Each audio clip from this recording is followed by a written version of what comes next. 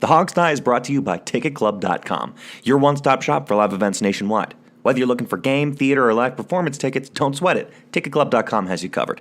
So make sure you're going there for all your live entertainment needs, and make sure you're clicking over to them from the banner at the top of thehogsty.com.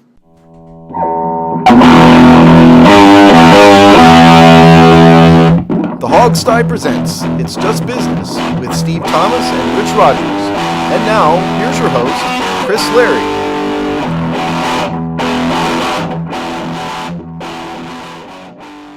Hello and welcome to another episode of It's Just Business on the Hogsty Network, the show where we look at the dollars and cents of the sports media entertainment complex.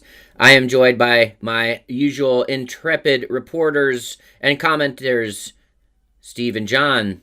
Hello today. How are you guys doing? It's been a very, very busy week in sports in many respects, and so that's great. My biggest goal for this weekend is to remember to redo the intro, so we can stop introducing Rick and then have John's voice on. And then, it's good to have the same goal for month after month. It hasn't been month after month. It's been like you get better at it. It's over about time. A month, okay? Well, all right, that's fair. But that's my goal. That's number one goal. Re-record the intro. All right, baby steps, people, baby steps. All right, we got... Speaking of which, I have some breaking news, which is that my 11-month-old daughter now cruises. She's running around the house now like a mad woman. Literally running. Baby steps have happened. She's literally running.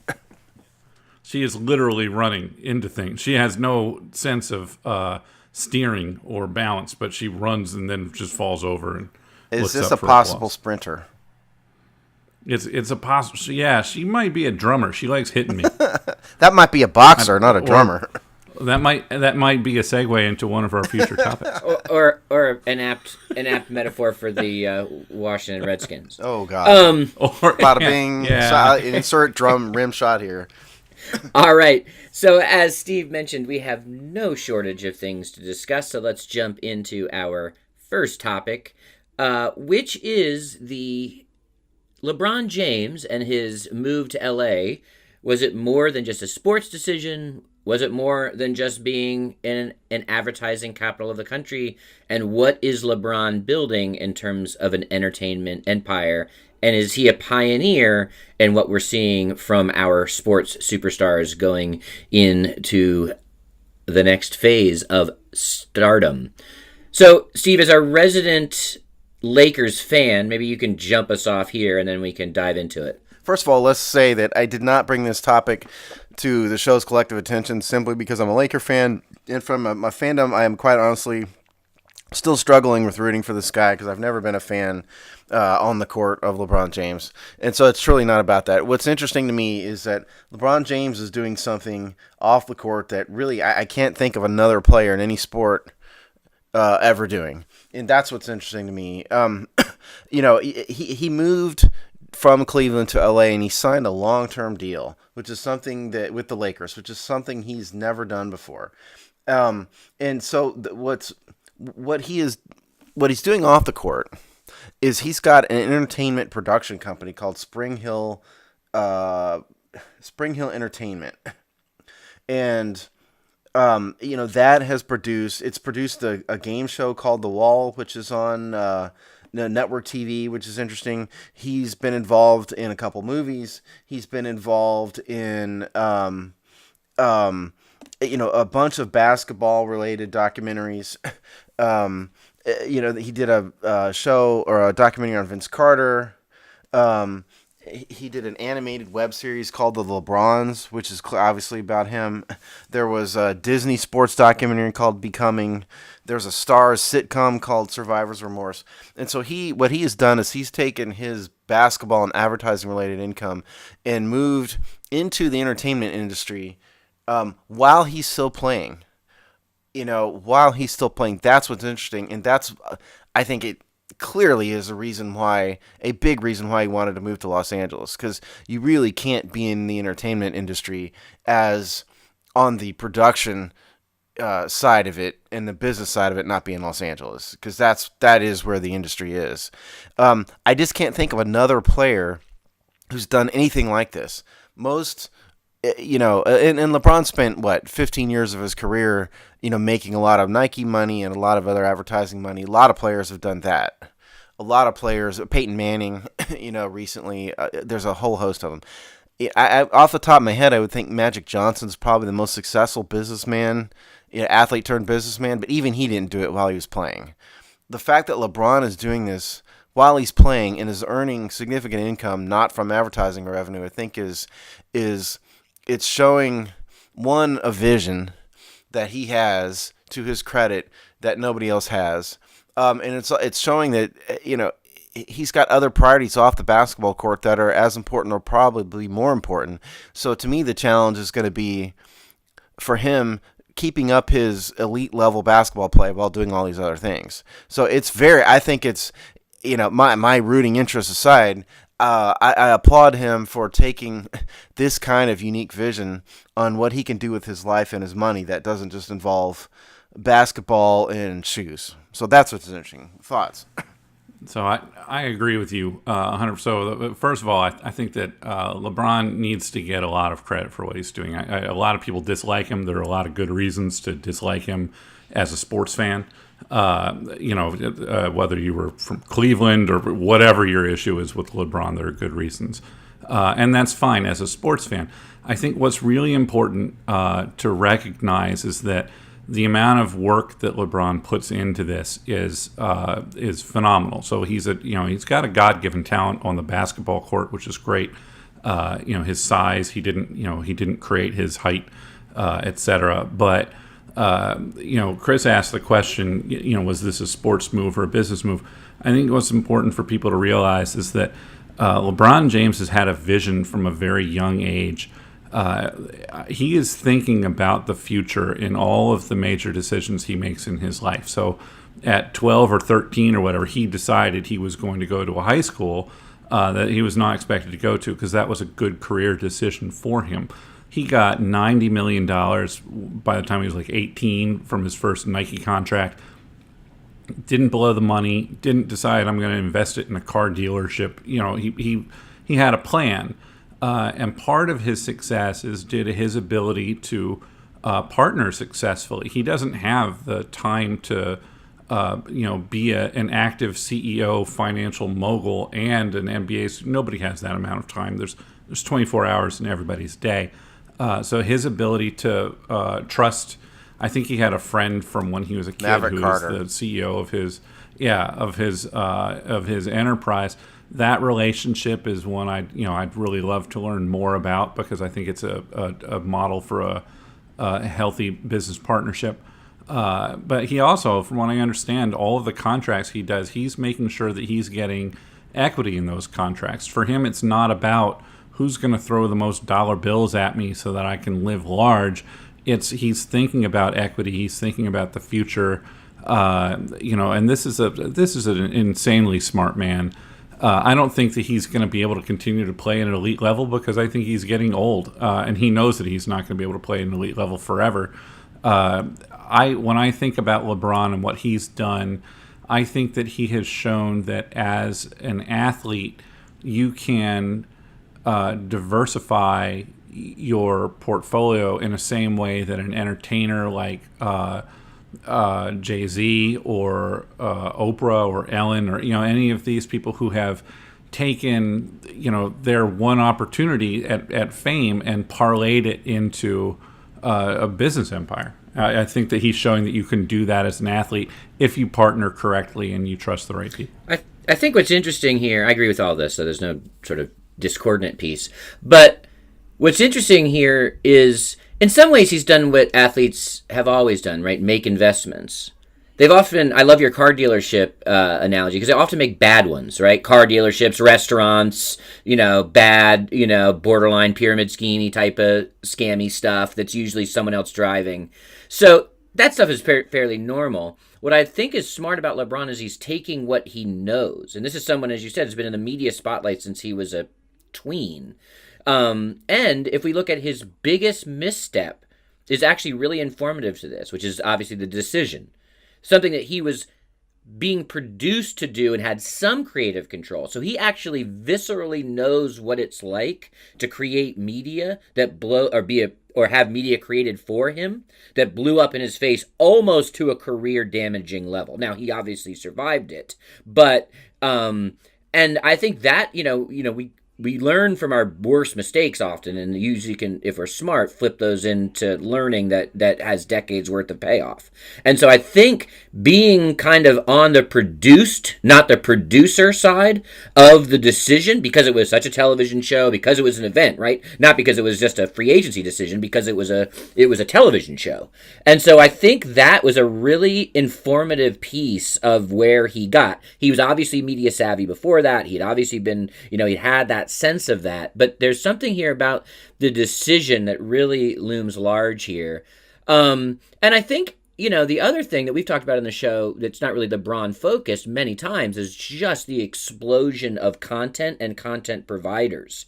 And so, it's really smart to get out ahead of that, because there are so many avenues where you can carve out these cottage industries. You can get the multi-million-dollar Netflix deal, or you can partner with all of these content providers and basically get a production empire within them. And that doesn't necessarily mean one network. Steve, you ran through those things. It's all one production company, whether it's on network, whether it's direct to cable, whether it's streaming. So, and in the TV world, why you see something like a Brooklyn Nine-Nine jump from Fox to NBC is because the networks actually want to own the production companies. These independent production companies are less attractive. So he's also understanding where he owns a production company, he can place this content across this spectrum. And in terms of markets, Atlanta and New York, and as this content empires and content grows, there are other markets that can handle this kind of thinking. His guy is a guy named Maverick Carter. Maverick Carter grew up in Akron with him, was a basketball player, didn't have LeBron's talents, did play in college, but neither. It's fascinating to me because LeBron James is uneducated. He's a high school graduate. Maverick Carter is largely uneducated. He did attend college. He did not graduate from college. Instead, he jumped right into Nike. He was an intern at Nike. And he, parlayed that into basically running, being the chief operating officer, if you will, of LeBron James' enterprise. But these guys have learned all this on the fly. They didn't go to business school. None of these people have MBAs. None of these people, worked on Madison Avenue in New York. None of them worked in the business industry in Chicago. None of this. They've learned it all on the fly. And if you recall, if we go back 10 years or so, the fact that LeBron James fired his management team and hired his local high school friends, led by Maverick Carter, but there's a couple other guys, that sent shockwaves through the entire NBA. And that did not sound like a good idea. No, it didn't. Everybody laughed at him. I laughed at him. Everybody thought it was stupid. But these guys are clearly very intelligent, despite their lack of formal education, because it's worked out for them, and they've had the vision. As Chris said, they sort of understand where modern media is going. In terms of, by Hollywood standards, he's a minor player.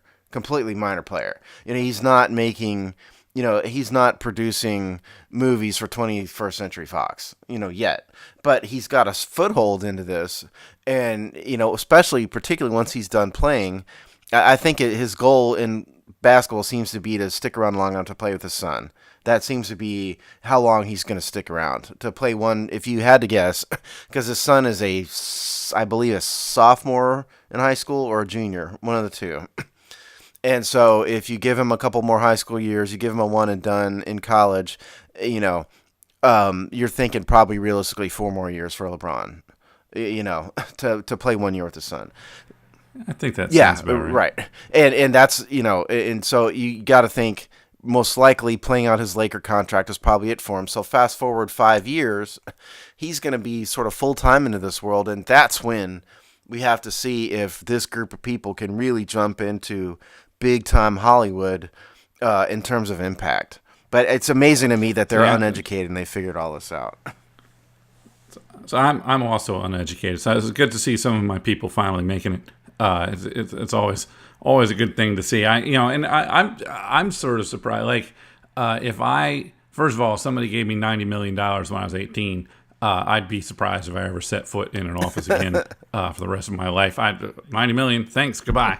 The thing that I have learned most about this, though, is when Chris was talking about how LeBron learned from his mistakes. I would agree with that. My problem that I've discovered is that I also learn from my mistakes, but what I learned is how to make even bigger, more blundery mistakes than the ones that I've made in the past. And it turns out that's probably not what I should be focused on learning when I learn from mistakes. John, we'll deal with that another time. It's a different show. I need a therapy show immediately. Well, any good educator, which I have some background, would say that learning by doing is the best. Even if it isn't a classroom, framing learning that way is strong. And if you can, do that outside of the classroom, that's also appropriate. So I think there's a lot going on here with both of them, both he and his manager and his partner, where you learn by doing, and that is what gets you stronger and faster and more resilient. And I think that's what we're seeing here. So, and also. And this is as much timings. This is maybe as much luck and divine intervention or whatever as his height and size and skill.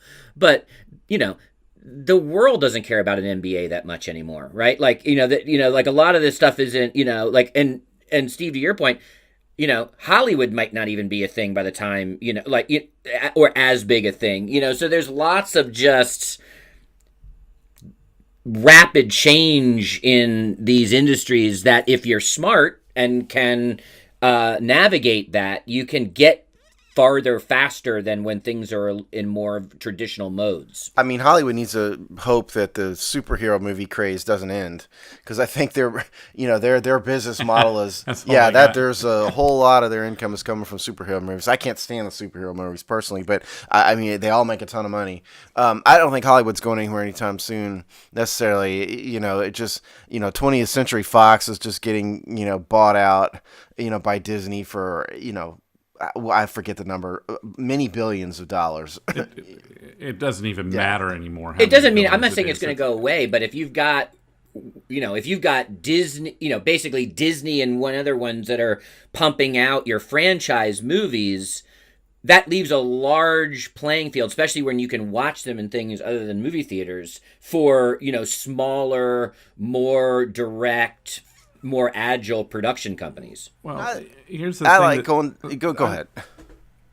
Yeah, I just want to. In the last 10, 15 years, you've seen an explosion in the ability for people to create, better and better quality content on their own without major financing, without a big production studio, without and so the media is shifting, content is shifting, and as these large companies eat each other and swallow each other up, there's also it's creating this big opportunity for people to figure out their own path in a way that wasn't available before. And I think that's as true in business as it is in media. I'm just waiting for someone to come offer me, millions of dollars for the Hogseye Empire, so that's right. any time, you can have it.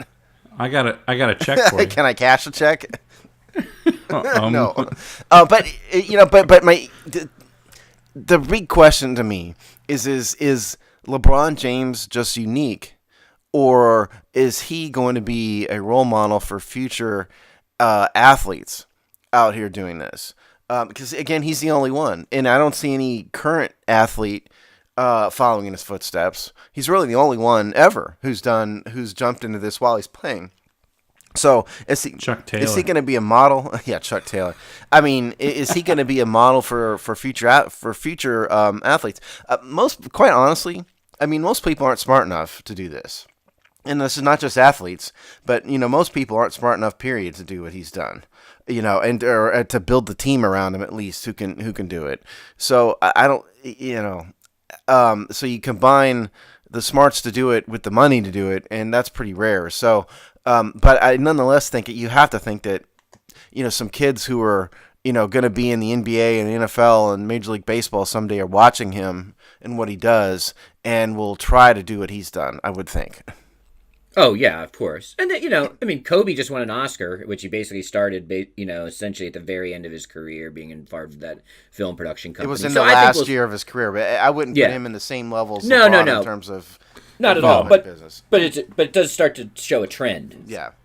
So LeBron will be a role model of future athletes, but I think that the call out as well is that I would say that LeBron's influences in going this way, you look at, not all of them were very successful at this, but if you look at hip hop and you look at what Dr. Dre has done with his career and what Puffy did with his career, what Jay-Z's done I with would his say career. Puffy's former career, but Well, that's right. I'm not saying they're all winners.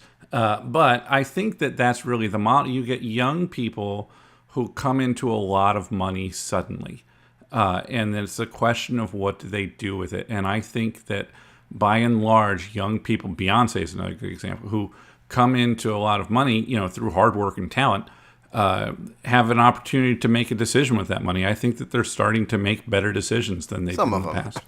Some of them. Yeah, not everybody. Because there's some people rotting in prison right now who are rappers and absolutely. And Bernie Madoff. Yeah. Well, Bernie Madoff wasn't, It takes all kinds. It takes all kinds. That's true. Well, business ventures always fail, and some percentage of people always end up in the hoosegow. Those are realities of life. Very true. All right, so we're going to move on to our next topic. Although, if you've got ideas about other current playing athletes who are doing similar things or thoughts on this, please go ahead and tweet us at the Hogsty using the hashtag IJB. But we're going to move on to our next topic here, which is what a week in the NFL. And we're not talking about exciting games or a Thanksgiving gluttony of football. We are talking about back to the police blotter, back to bumbled PR campaigns. People are not following LeBron James's example. No. So we've had a wild week. It touches on our local franchise that we all root for and that the flagship show represents. And by mid-late week, we thought we would talk about that. But then the league gave us another example to take this out of our colloquial vision and into the wide league. And of course, we're talking about Reuben Foster, Kareem Hunt, and the ongoing domestic violence issues in the NFL. And more importantly, probably because, people do bad things in all walks of life. It is the league and the team's ability to handle and manage their way out of, through, and towards better results in the league. Don't do what the Redskins did.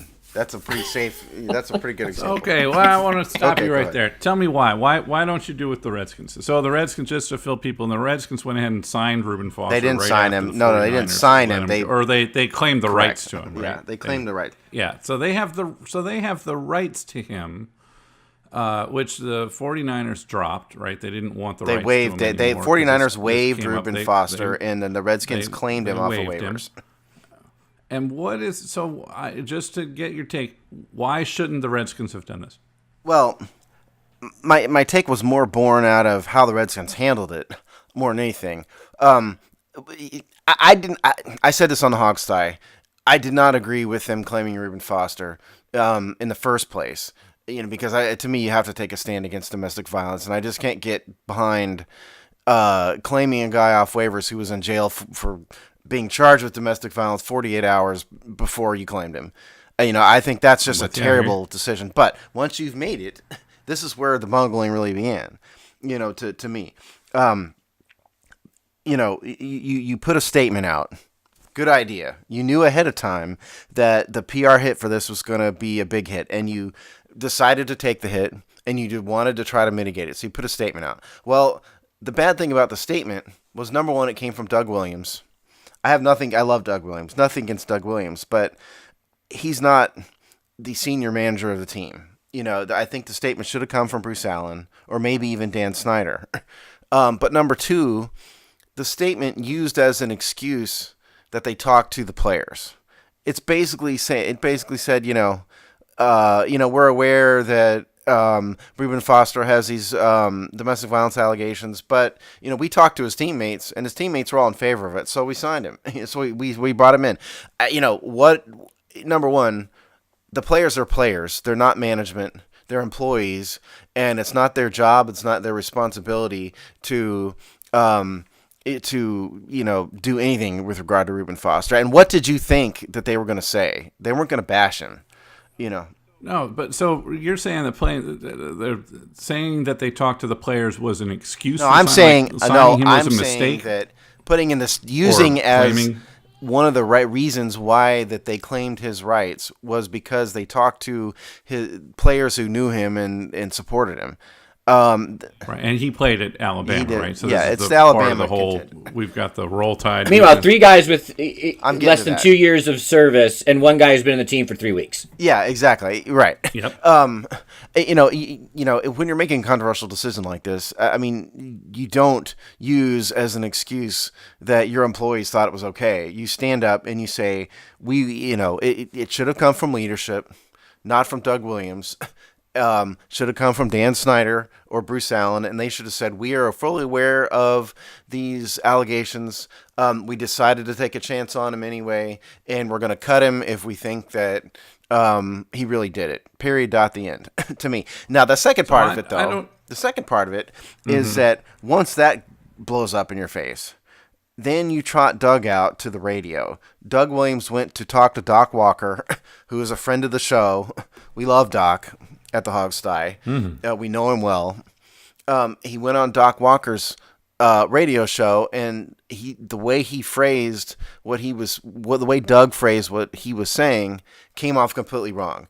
In the part of it basically said, well, a lot of people have done a whole lot worse things than this, so it's not a big deal. That's the way it came across. So then Doug has to go back out to the media again in front of the live beat writers and apologize for the apology for the apology. And they've completely bungled it. And I think the team management hung Doug Williams out to dry. It should never have been Doug, and they should never have done this in the first place. Is Tony? Tell me this: is Tony Wiley still with the Redskins? Yeah. So that's I put all of this on Tony. I Wiley. put it all on Dan Snyder. Dan Snyder's in charge. Redskins have been sure, he's at the top of everything. So the Redskins have been, ever since Dan Snyder got onto the team, have been historically terrible. At the media, at PR, at anything involving anything controversial. The Redskins have been miserable from day one. There's no getting around that. They're awful at it. And I agree with you. I don't think that it should have been Doug Williams saying it necessarily. That's not his job. His job is to evaluate personnel and make sure we have good people on the team. It's not to play press secretary with the media. That's not where his skills are, or necessarily what he's good at and brings to the team. I think talking to the players is fine. I don't think that saying that they did so is an excuse. I think it's just part of the conversation. And I think the reason why it's part of the conversation is because I think that the Redskins might be, because of all of the Alabama teammates that he's got on the team, might be the only organization where if he comes back to football, he might have a chance at being successful because he has a support organization around him of people that know him and have known him for a number of years. Or he's got a bunch of sycophants around him who are going to support his conduct. Well, that's also possible. I'm not a player on the Redskins. I'm not in the locker room. I don't know Reuben Foster, but I do know a little bit about domestic abuse and the kinds of people who engage in that behavior, and some information from the victim side as well. I think that if he's going to be successful in the NFL, and I'm not saying he's going to be, I'm not saying he's ever going to see the field again. If he's going to be, there's going to need to be a strong support system around him to provide him with counseling to make sure that he understands how his behavior impacts not just himself and his and the people in his life, but his team, his career. There's a lot. The NFL is in a spotlight in a way that if he was working at Amazon, we wouldn't be talking about this. We're talking about this because he's in the NFL. 1 out of 4 women are going to experience domestic violence in their life. It's not just an NFL problem, it's a society problem. But because the NFL is in the spotlight, this is a media story, is why we're talking about it. If he's going to be successful, he's going to have a support network around him that helps him do that. I think maybe the Redskins are the right organization to provide that based on the number of Alabama players. I don't know. I'm not saying it was right for them to say the things they did. I think they screwed that up the way they always do. I don't think there's anything wrong with claiming rights to a player. If there's a process that has to be gone through in order to determine. So the Redskins have to look at their female employees in the eye and say, "Yeah, we brought this guy accused of domestic violence into the office and hope you're okay with it." So is he guilty? Who cares? I care because you could get accused of domestic violence. There's a world of difference, tomorrow. though. If that's the possibility that we go down, if we say somebody's accused you, therefore you can't work. There's a world of difference between standing up for your employee who's been accused, as the 49ers did with Foster for a time, and then bringing this guy in after he's been accused. That's the major problem I have with it. I don't know that he's been brought in. He has been brought in. He's signed a team. He's a contract. If he's coming back with the Redskins. If he's coming back here, right? They're not saying, "Hey, he didn't do anything wrong," and so we're taking him on. He's in the building. Yes, they are. He's in the building. He is a member of the Washington Redskins.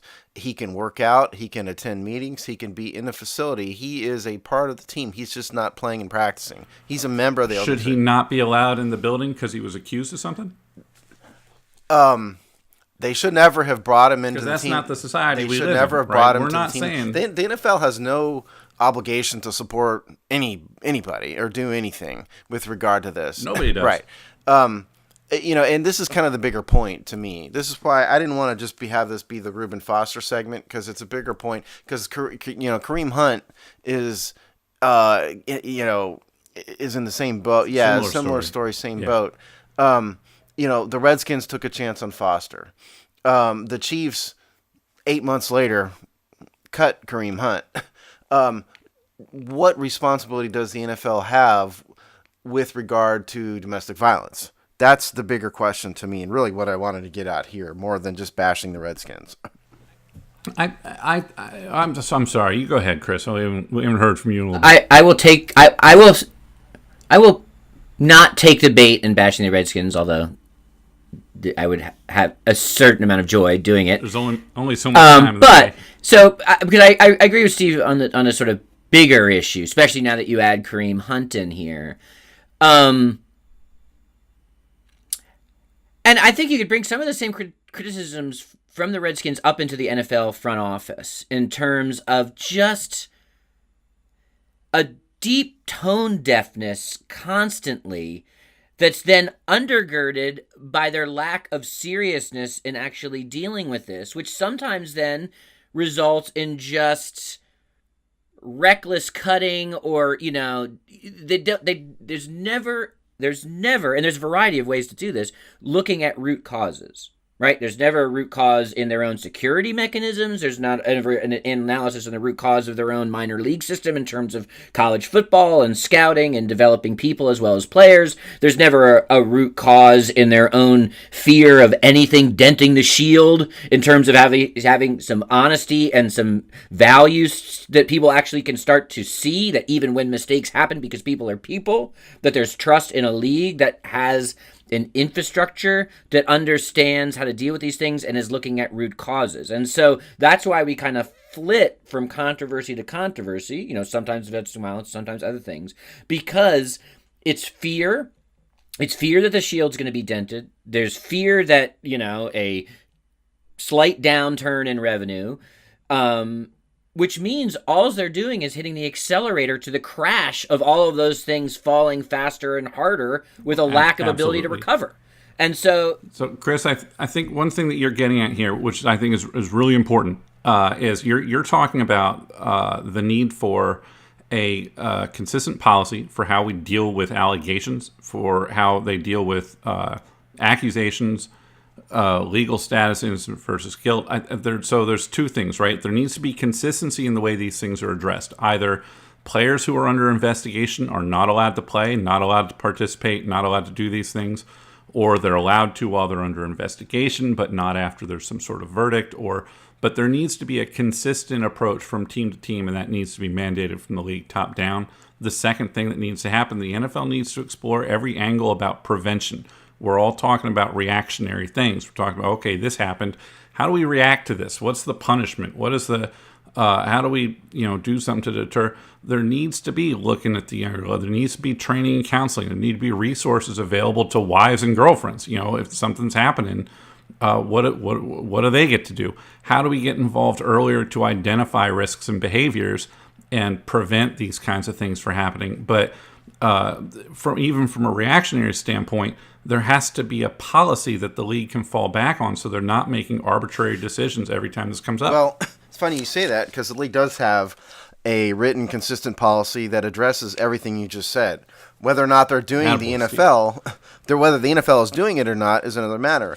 But what I hold in my hands is the league's updated personal conduct policy from December 2014, which includes the post-Ray Rice domestic violence provisions. And so, first of all, if for anybody wondering, this doesn't just apply to NFL players. It applies to, quote, all owners and all employees of the NFL, NFL clubs, and all NFL-related entities. So if you are in any way related to the NFL, you're subject to this, this is why when the owner of the Colts got busted for driving under the influence, why he was suspended, whatever that means to the owner, this is why. So when it comes to an allegation of domestic violence, it's anyone, I'm looking at page 3 of this thing. Anyone arrested or charged with conduct that would violate this policy will be offered a formal clinical evaluation, appropriate follow-up education, counseling, or treatment programs. In appropriate cases, for example, I'm skipping ahead, but in appropriate cases, for example, cases involving domestic violence or child abuse, the league will make available assistance to victims and families as well as the employee. These resources will be provided through specialized critical response teams affiliated with the league office. When it comes to investigations, what's supposed to happen? It says when the league office becomes aware of a possible violation of the personal conduct policy, it will undertake an investigation. Investigation may be conducted by NFL security, independent parties, or a combination of the two. Did they do that with Kareem Hunt? They sort of took the Chiefs' word for it, didn't really investigate it themselves. Not very well. Yeah, you could argue that that is under the purview of direction of the NFL, but they probably violated the spirit of it there. Do you think, Steve, is the NFL security the right group to be in? It feels to me that this ought to be something that is handled by an independent. Well, that's expensive. And maybe NFL security is technically independent. No, they're not. NFL security is an office in the league office, and what you're talking about is hiring a major law firm, which costs a fortune, a lot of money, millions of dollars. The NFL has a fortune. I'm just telling you, that's why they're not doing it. Okay, it costs a lot of money. Sense. They did it in the Tom Brady case, but that wasn't a personal conduct policy case. That was NFL rules. But they will do it in big incidents. But something like a misdemeanor, spend the money over deflated footballs, but they won't spend the money over somebody beating their wife. Well, you're talking about different policies, okay? It's totally true. Different policies. I just thought that was a good thing to throw out there. And so, but let me run through the rest of this real fast, Chris. What I wanted to get out here. It says, you may, not you will, you may be placed on administrative leave if you are, 1, formally charged with a crime of violence, or 2, an investigation leads the commissioner to believe you may have violated this policy by committing any of the conduct above. And so the league does not have to place you in administrative leave. For players, that means the exempt list.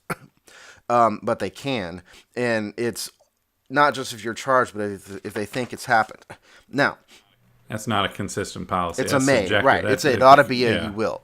That's problem number 1. Importantly here, for Redskins fans who are mad about Foster, mad about how Foster's being treated, because we've gotten on the Hog side, we've gotten besieged with people supporting Foster.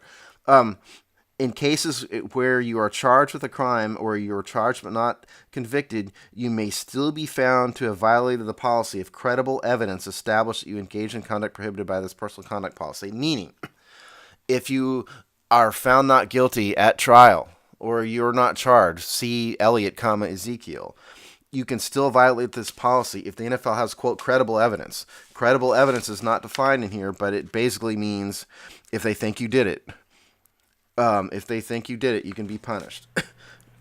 I think that's a violation of the players' rights. Players don't have any rights. It's the players' rights are. But no, they're citizens. You have the.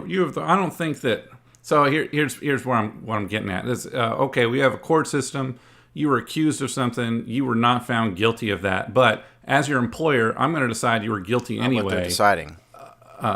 That's how it comes across to me. I'm telling you from a legal perspective, there is a difference between the beyond a reasonable doubt standard that is used in criminal in to prosecute criminal cases and a civil standard used in civil trials. For example, like a civil trial for battery, that standard is basically more likely than not. And so there's different standards for that. The NFL has established a standard. Okay. It's wholly inappropriate and wrong to subject a private company to the beyond a reasonable doubt standard because, there's all sorts of reasons why people are found not guilty. Most of the time it's rights violations. Beyond a reasonable doubt is the highest standard in the law. It's the only thing that it's the only place it's used in criminal cases. So the NFL, I defer to you as a lawyer. It's entirely appropriate for the NFL to say we have our own standard. I'm good with that. I understand that distinction. I think, obviously, like anything else, gray areas arise that are interesting to debate or talk about. But what's interesting here, given what you just read and given this conversation, is, okay, you don't go get the tape? You don't do the due diligence 8 months ago to find out what happened? So Kareem that's Hunt, either he's talking about. Yeah, Kareem Hunt, sorry. So that's either just incompetence at scale, which I just don't think is the case, right? I mean, like that's a level of buffoonery that willful. It's willful. And this goes to the Cleveland police who didn't bother to investigate this with any, including going to find a surveillance videotape. And by the way, anytime there's a public place, especially the kind of places like these place in a casino and whatnot, there are surveillance cams. It's not a public place. It's private property. Oh, was it private property in this case? It's in a hotel hallway. Well, okay. I don't put I mean, a place where a company is probably going to have surveillance cameras. Okay. For their own security. All right. So in a hotel, your assumption is high. There's security cameras, correct? Yes. So, and Ray Rice with the casino, similar type thing. John's upset. John's. We live in I have to think about my last. We live in a surveillance state. You can assume you're on camera. Every once in a while, I just turn and wave. So, Jesus, I might be on camera right now. You are on camera right now, John. We opted in. So what is going on? There's that. The Cleveland police don't investigate this. The NFL doesn't investigate this with any kind of real. And Kansas, and then both of them, everyone's relying on Kansas City, which has a complete self-interest for this not to be investigated. This guy was rookie where he led the NFL in rushing as a rookie. Everyone knew the Chiefs were going to be a firepower team. So it's not buffoonery, it's not incompetence, it's willful disregard of their own policy because they know once they do certain things, they go into their own policy. So guess what? If we don't find the videotape, then there's a scant investigation, we can stay away from our own policy. And this is from a league, the biggest dent of what's his face? What's the commissioner's name? Roger Goodell. Goodell's tenure has been the Ray Rice situation, which was their inability to deal with the videotape. So they allow the probability of a videotape to sit out there for 8 months to blow up at the most inopportune time. That's insane. Nah, you got to think about the time. He looked really good in that Rams game, didn't he? Right, you could have dealt with this 8 months ago. He still might have been in the Rams game. I can speak to the Cleveland police. To them, no police department, because I've been around this, you guys got to remember, no police department is going to do a lot of investigation into a misdemeanor, okay? The woman was, if you watch the video of the woman being interviewed in the lobby of this hotel, she was shook up, she was upset, understandably so, she had no visible injuries.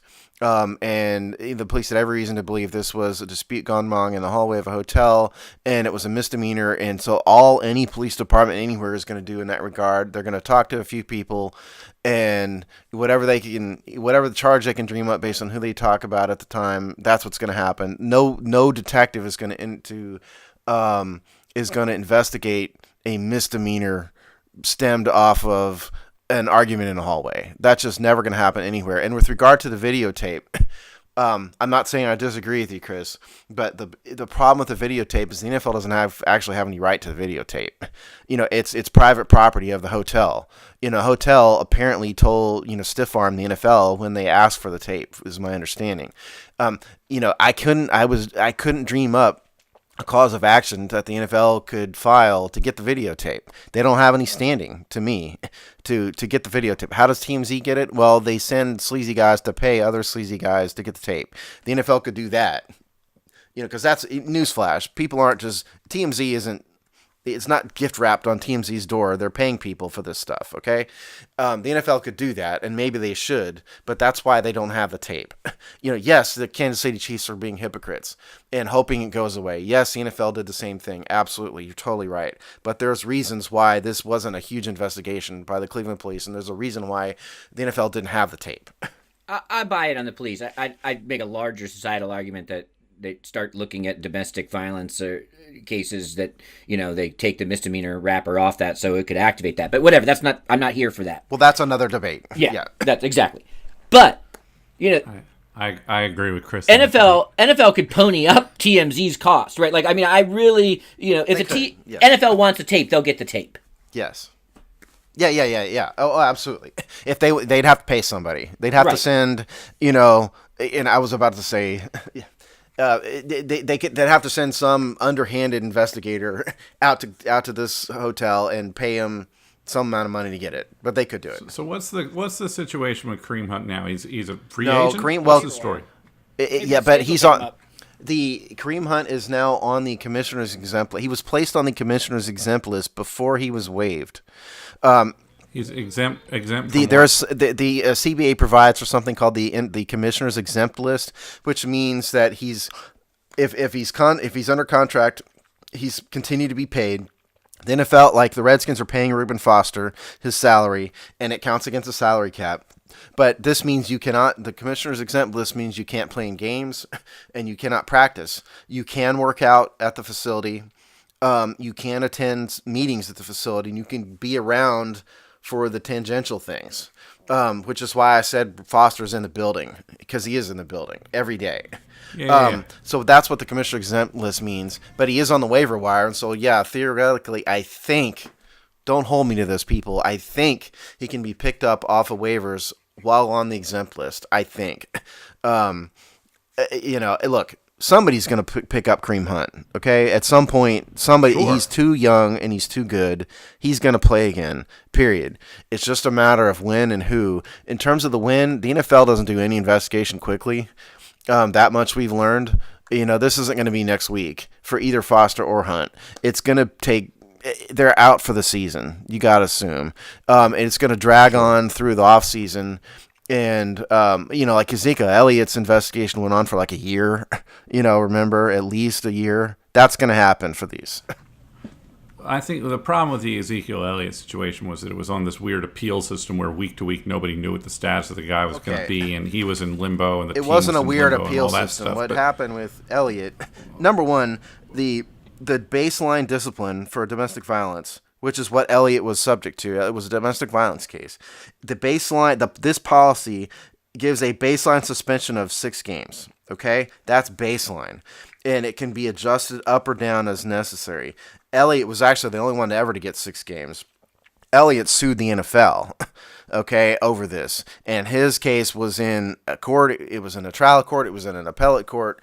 None of that has happened for Foster, or for that matter, Hunt yet. Elliott was a unique case because it was in the court system. That's sure.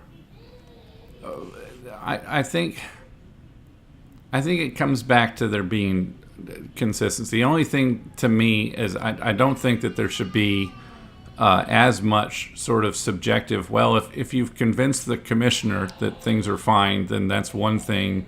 If you haven't, that's another thing.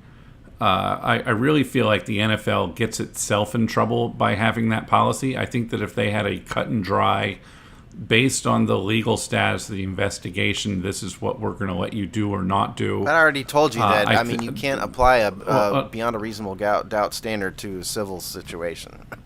Well, if they're what I'm saying, but if they have a policy that says the commissioner can make up his mind based on how he views the evidence, they don't have to have that policy. They could say instead the commissioner is going to defer to some other system. There's no rule against that. But there is no other situation anywhere in the law in which the beyond a reasonable doubt standard is used except for criminal trials. Sure. And I'm just telling you this much too. At my time in a prosecutor's office, it's you guys are going to bash me for this, but that's fine. But 99% of the people did it, okay? 99.9% of the people did it. Not all of them were guilty because there's reasons why that they didn't meet the beyond a reasonable doubt standard. A lot of it's evidentiary, a lot of it's rights violations, a lot of it's procedural stuff. Sure. But overwhelmingly, the people charged with crimes did it. Okay, and that's what the NFL cares about is did they do it or not. The NFL doesn't and shouldn't care about did the cops read the rights, read them the right. All that kind of the criminal procedural stuff doesn't matter. What I think is interesting what John's saying though is actually what Goodell got himself in a little bit of a pickle when he, this is 8, 9, 10 years ago. What time did Goodell get himself? Well, yeah, but he established himself. Never. He established himself as the decider, right? That was his big, carry a big stick thing. And so all the policies and procedures now run through him, which was probably just they could have put different policies in place. And yeah, he would obviously he's the commissioner, but he said, I'm going to, he was the big sheriff in town. Everything's going to run through me. And that's blown up in his face time and time again, because I'm not talking about the law. I'm talking about NFL policy is not sound, because John's right. They could have all kinds of systems for how to deal with this, but he's wanted to run it through him. Yeah. Is that I think it would behoove the NFL and Roger Goodell to replace his subjective opinion with an objective measure that doesn't weigh on what does Roger Goodell think about this. What is that objective measure? I don't know, but but I think that the NFL is not doing itself a favor by saying we're gonna try to work this out ourselves. I know we got to move on, but yeah. What's probably most rational is to establish a third-party independent body staffed by people selected by both the NFLPA and the NFL, and they will deal with it. The problem is that Roger Goodell does not want to let that happen. Right. No. So we will hit pause here because I am confident that we will have other opportunities in the months to come to dive back into aspects of these particular cases or these larger issues or league management, etc. So we're going to move from these heady topics around the law, domestic violence, team management, to a gimmicky golf event. So the Friday, Black Friday, I guess, we had our first ever kind of pay-per-view, big ticket, Phil v. Tiger match play golf event. Oh boy, I'm excited about it already. Just the way you say it, I'm so looking forward now. Just from the it's already happened. And there's actually a kind of a really interesting glass half full, glass half empty take on this. So we're going to dive into this a little bit. We'll just kind of dive into some opinions. What you need to know is, it happened. It was playing off a celebrity and somewhat the frenemy to really friends now relationship between Tiger and Phil. And it was an opportunity, smart one probably, to fill a very small attention window gap in what is otherwise a pretty packed sports week. So you already have people kind of eating a lot of sports during that week, that Thanksgiving week, but that little Black Friday window, so they plugged in something that could capture some attention when people are already kind of excited. The funny part of it is that from a technical perspective, the stream got screwed up and they ended up having to refund everybody's money. Yeah, no one paid. Yeah, no one had. The people who paid are getting their money back, and the whole stream ended up being free. But from a perspective of who watched it, they got a ton of viewers, and so based on that, the producers of this event now think they have a franchise on their hands where they can do the match featuring all sorts of other things. And so, they could bring tennis people out there. They could bring race car drivers, out there. They could do, they could have baseball, they could have a pitcher versus, a batter, something like that. I think that's maybe overly optimistic, to a certain extent, but it's interesting, from a sports business perspective, as they stumbled poorly and accidentally onto a new model to provide content outside of the traditional, network TV models. You know what they can't do, though? 1 second. You know what they can't do? They What? can't have two other pro golfers do this and have anyone care. No, because it's over. Yeah, Absolutely right. So I think that I think that they have found something new. I think that there's an opportunity here for them to do something fun. You have to have people with dynamic personalities. You picked the absolute two worst Who people are the most undynamic to do people this ever. with. The only fun part of this was Charles Barkley, right? Did you watch it? No, I've seen clips though, because Black Friday is an important day in my family. We have to spend the entire day pretending that we don't live in a capitalist society and dodging stores left, right, and center. So we did nothing on that day. Plus, it was golf, and I used to play golf. I love playing golf.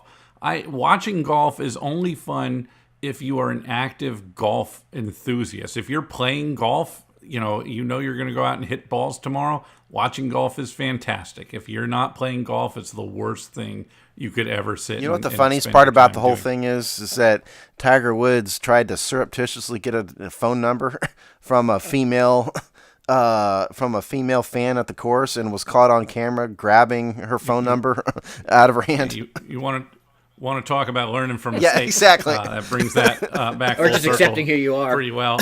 So, Tiger, I think that 15 years ago this would be a great event. It's a bit right over the now hill. where Yeah. they are. They were trying to manufacture entertainment. Phil, excitement. from a golf perspective, Phil had his worst season of his career, basically. Sure. And neither But- one of them could putt in the match. Yeah, Yeah. and the golf was awful. So they played terrible. But are we going to see like Dale Earnhardt versus, Jeff we Gordon will. or someone, to name two older versus drivers? Sacha Baron Cohen. Okay, throw him Yeah. in there. I don't know what he has to do with race cars or sports, but throw him in there too. It doesn't, throw in. So the idea is you need interesting people. So the Pro-Am concept is a good concept. The only problem with it is there are so many people playing that, when you had guys like Rodney Dangerfield out there playing or you could only like listen to those people for like a 30-second, now we're going to go over and we're going to watch, Leone putt or what it doesn't, but it wasn't, it was just jumping from celeb to celeb, and that wasn't really a compelling show to watch. But a better show to watch would be, here are some funny people, some witty, engaging people, and I'm going to watch them play against each other, and it's going to be basically a roast on 18 holes of golf. And I would watch that. That'd be fun. Well, for me. Sacha Baron Cohen does have a race car connection because he was the villain in Talladega Nights. Absolutely.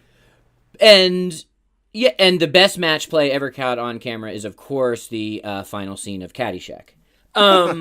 So, yeah, I think what's interesting here is if it's a television event, it's not sports, and so I think if you could debate golf and sports, but I'm not here to do that. But, this is a television event. So something that is, and so that if you throw in, like, oddball celebrities or you throw in fish out of water athletes, because most athletes like to golf, so they have enough skill for it not to be an embarrassment. But Unless you're Charles Barkley. Right. But even that would be funny. So I think as a kind of, battle of the network stars, superstars. What was that show where they'd all do track? That was in that show. In that Battle Network Stars came back on this year. They Yeah. had Loved that. And there was show that when one, I was a kid. Superstars, right, where they take sports athletes from across. So as a thing like that, I think it's totally fun.